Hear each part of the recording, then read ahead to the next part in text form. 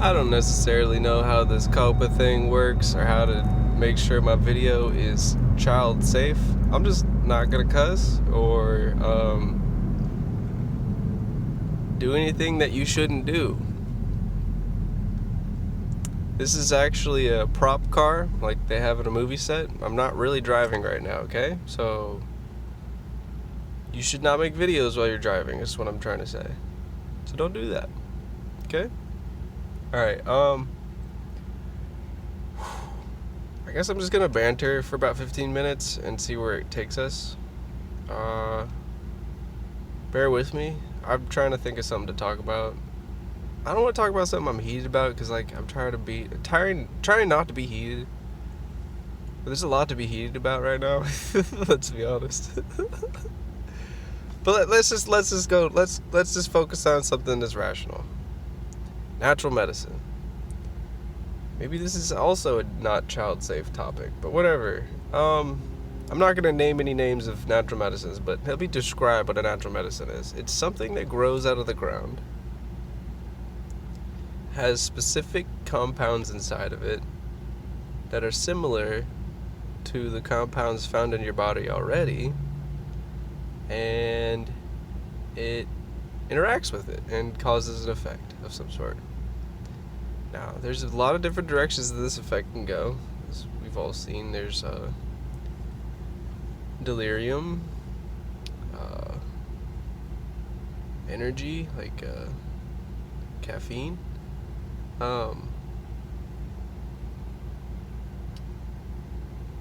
disassociation, psychedelics, and I don't know. It goes a bunch of different ways. Or pain relief. That's one of them, I guess. Opiates. I could name the groups, so let's do that instead. Like amphetamines, opiates. Those are they're opposites of each other pretty much. Psychedelics and dissociatives, they're opposites. And I think that's 4. That's enough to make a graph with, so we could pull out everything else along those lines.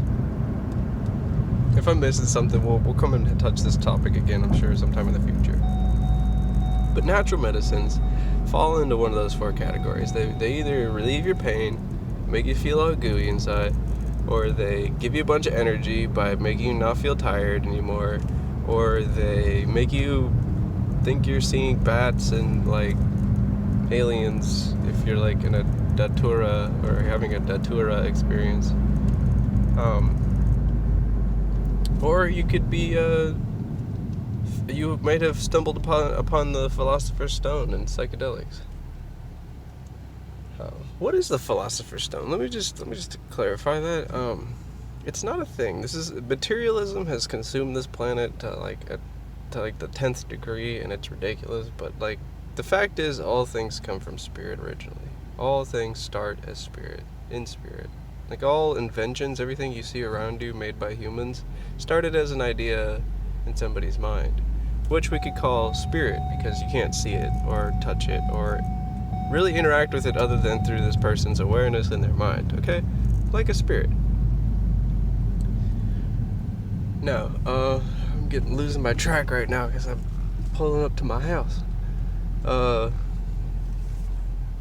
am I trying to say? Stop saying I don't like the or the like.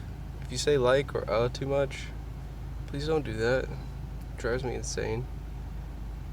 You're just making noise. You're just making noise, okay? Alright, as I was saying, the Philosopher's Stone is basically a state of mind. This is why people say you're stoned. It's a state of mind that is philosophic.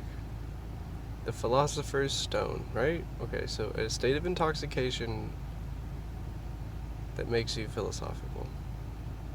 I'm telling you, that's what the Philosopher's Stone is. And it's not that it makes gold, okay? The point of gold, what is the point of gold? Like, at its metaphysical thing, it represents value. Like, valuable gold, valuable metals.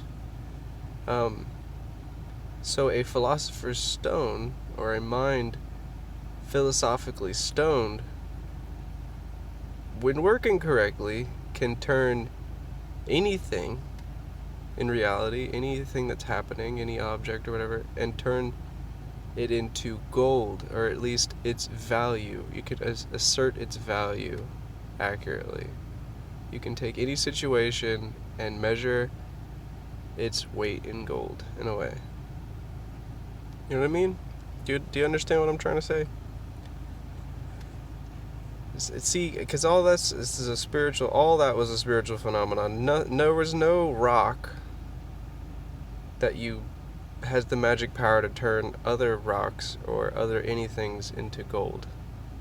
It just seems silly, doesn't it? Like, how useful of a tool is that? You know, there was a curse on one of I forget what mythological story, I can't remember what it was, but some man wished to be able to turn things into gold with his hands, and, well, it was honestly terrible because he turned all the people he loved into gold. Literally into solid gold by touching them, because his magic power was, or his wish was to have anything he touched turn to gold. And, does anybody understand that gold doesn't have any value on its own? It has value within the context of interpersonal relationships. If you were the only man on Earth, it doesn't matter how much gold you have, it isn't going to do anything for you, necessarily. I mean, you could turn it into wire, or gold foil, or whatever, and you can work with it, but, like, you can't buy anything with it, because that requires another person involved. You know? Unless there's just a bunch of vending machines that accept gold around you, but that just seems bizarre. You know, someone has to service those, and if you're the last man on Earth, I don't understand how that works. Unless they auto-generate their own stuff. But we're getting off into some territory of ridiculousness if we're going in that route. Yes. That is a small dissertation on that. Now, what is the point of natural medicine in comparison to man-made medicine? The mystery of life is all around us. It is also within us. The mystery of life is in our own bodies. And it is quite mysterious. How does your body work? Do you fully understand it? Do doctors fully understand it? The simple answer to that is no. They don't. Okay? Don't kid yourself with the mainstream medicine madness. It's not actually all that aware of how your body works to begin with. So to suppose they can fix it sometimes is also a leap of faith. Faith, because you really don't know, and they don't know necessarily either. On simple stuff like insulin, like you've got a problem with blood sugar, we can measure that, we can fix that. We understand the organ that makes it, we can make some insulin for you and put it in your body, and you can not feel dreadful when you're having when you're having too much hyper sugar or hyperglucose blood, you know? Too much sugar in the blood. Need a little insulin, buffer that out, so you can metabolize it. Well, simple stuff like that we can do, and we can do effectively. It doesn't solve the problem, because, I mean, their organ is having organ failure, and if you're a real medicine person, you would try and figure out how to fix their organ failure. Because, I mean, that's the best thing if they have a working pancreas. It's way better than trying to shoot yourself up with insulin every day. Ask anybody who has to do that. Like, would they rather just have a working pancreas? I don't think any of them would disagree. So we understand that the quality, that's a higher quality, and being hooked on mainstream medicine's products is in their benefit. So it benefits mainstream medicine to not fix your pancreas because they can continue to sell you insulin. Which is tragic to say, but, like, the way monetization works with a lot of businesses now is it's very cutthroat. If you don't push the buttons as hard as you can on all fronts, you're letting down your stockholders or whatever. And you're gonna fail as a business in comparison to all the other businesses. It's like as though if we just like let cheating happen because the only way to win is to cheat. And so everyone becomes cheaters and we just let go of all of our values and virtues, and it just went to like bleh.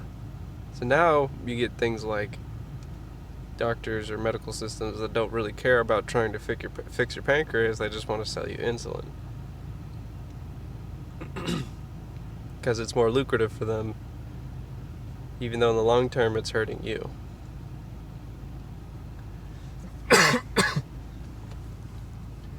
It's a tough life, you know, and that's why it's always important to know for yourself first, through direct experience, the primacy of direct experience.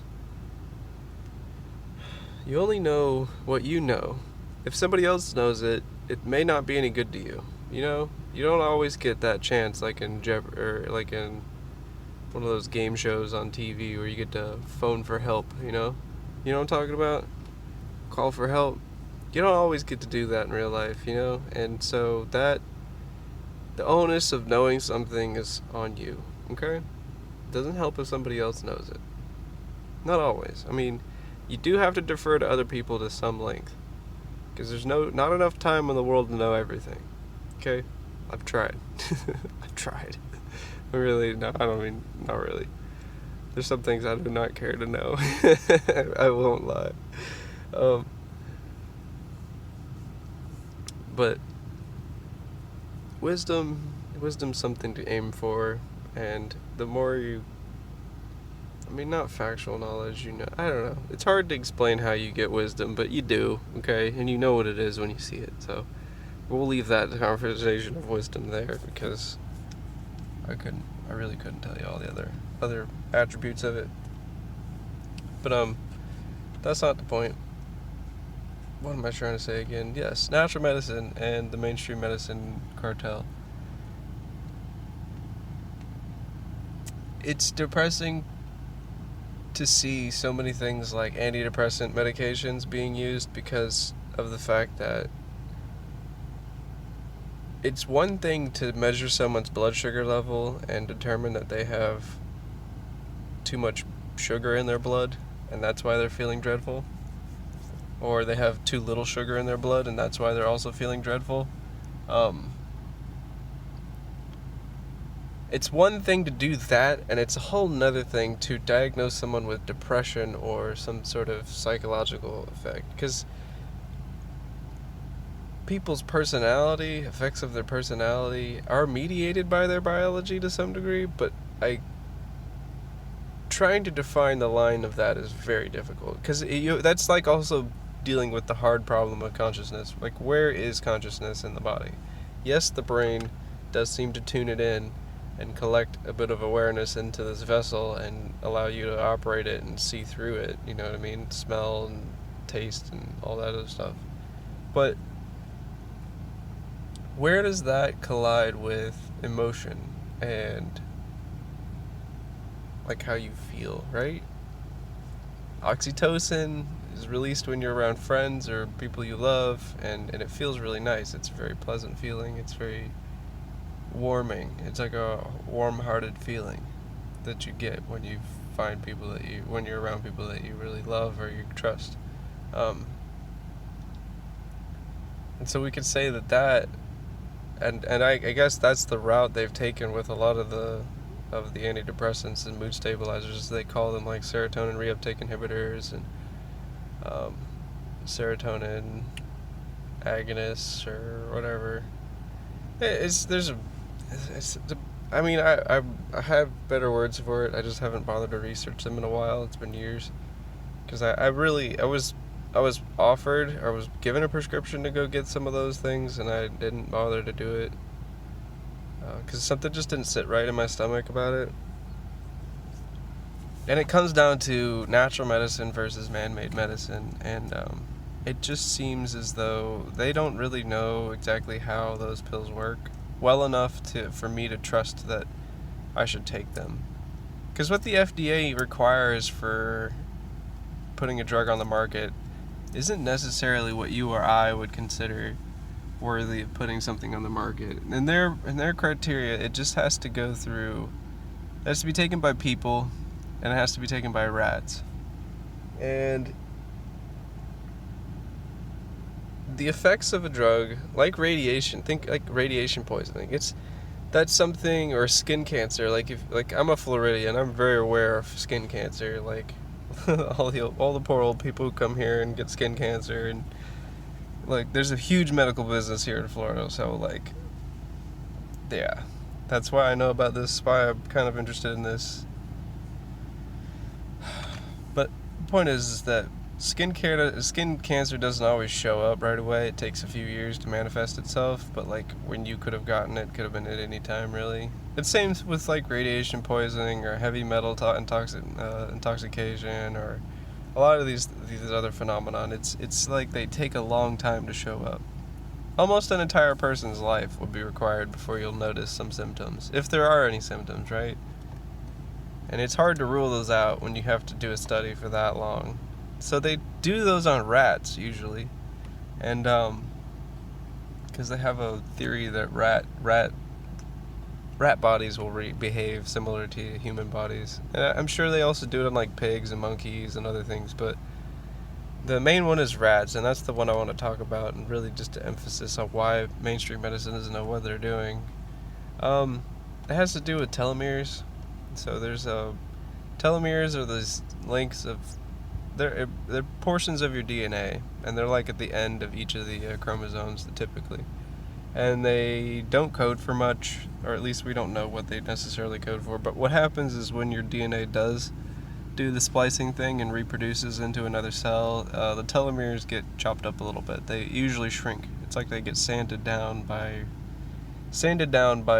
like reproducing, and yeah, and that's supposedly the reason we age, like, right? Our cells get worn out, and they eventually can't reproduce, or they can't reproduce correctly because they've run out of telomere, and now they're into the actual coding part of the DNA, and when they start losing chunks of the coding part of the DNA, they no longer function. So the theory is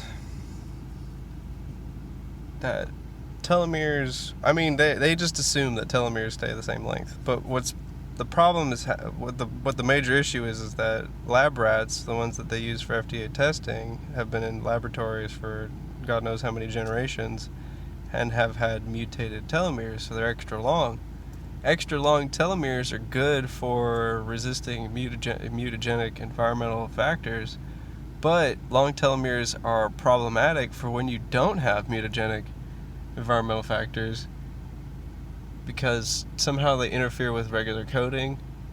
So like think of it as like telomere lengths are like there's a ratio of length to causing your own cancer. So if you have a really long telomere and you're not under the pressure of mutagenic environmental factors, you will more likely develop a tumor because of the non-coding sections somehow interfering with the coding sections because they're so big.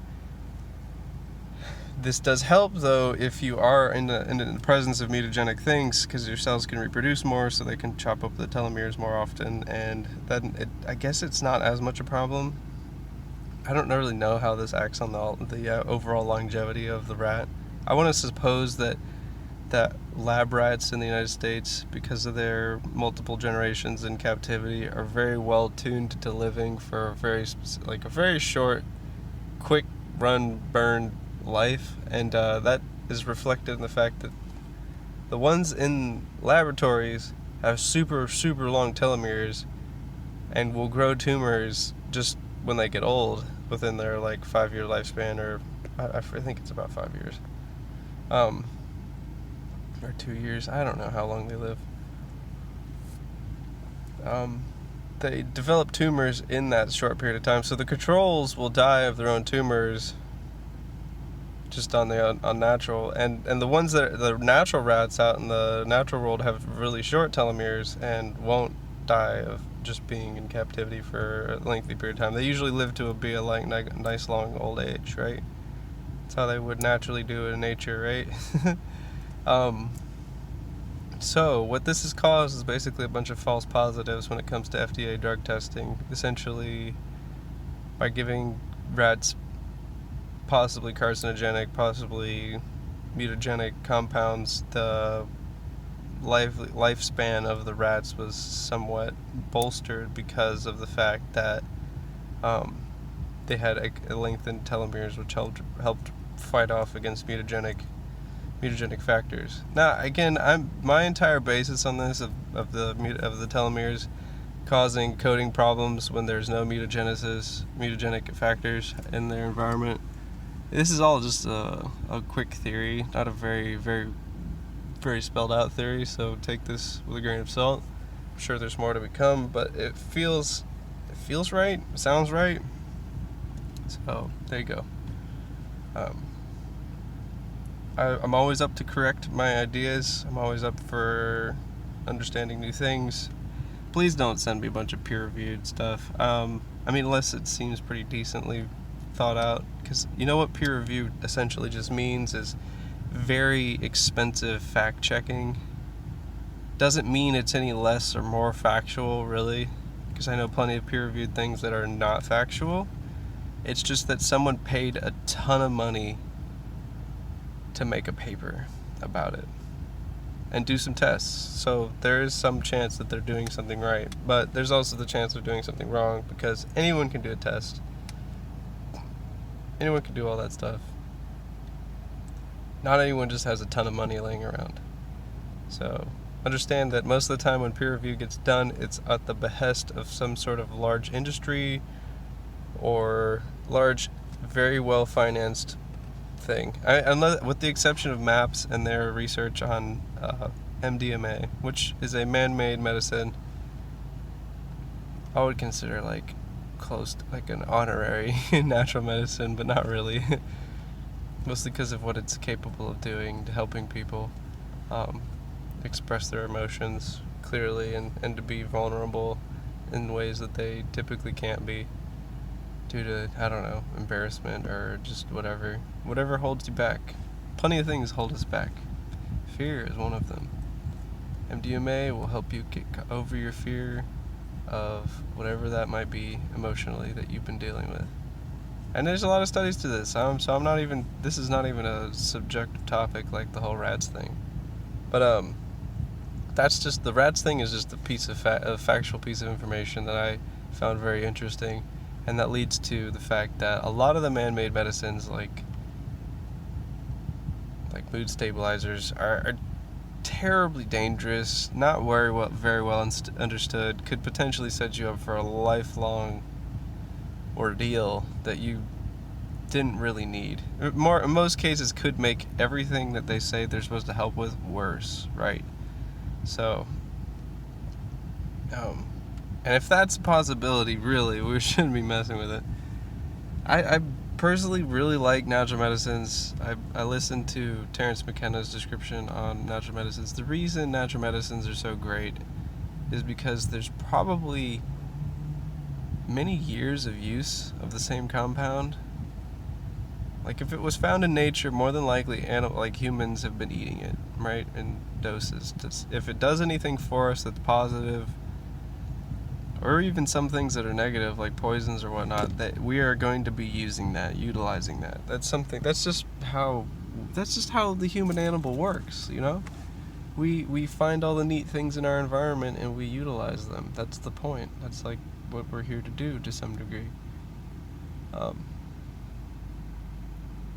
Natural medicines have thousands of years worth of use. We know what's going to happen. We know if it causes abnormal births, or if it interferes with your heart or your digestion or something. We know what it does. We've had thousands of years to fool with it. But natural medicines that come out of laboratories, goodness gracious, nobody knows what that is. Let's be honest, nobody knows what that is. Okay, not very well.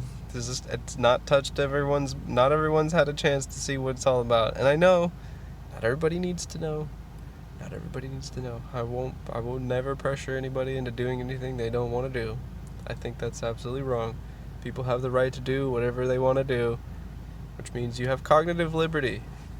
If you want to imbibe in a natural medicine, you should have the liberty to do something with your neurology, do whatever you want with your own neurology. I think that's fair. That's freedom. That's sovereignty over your own body.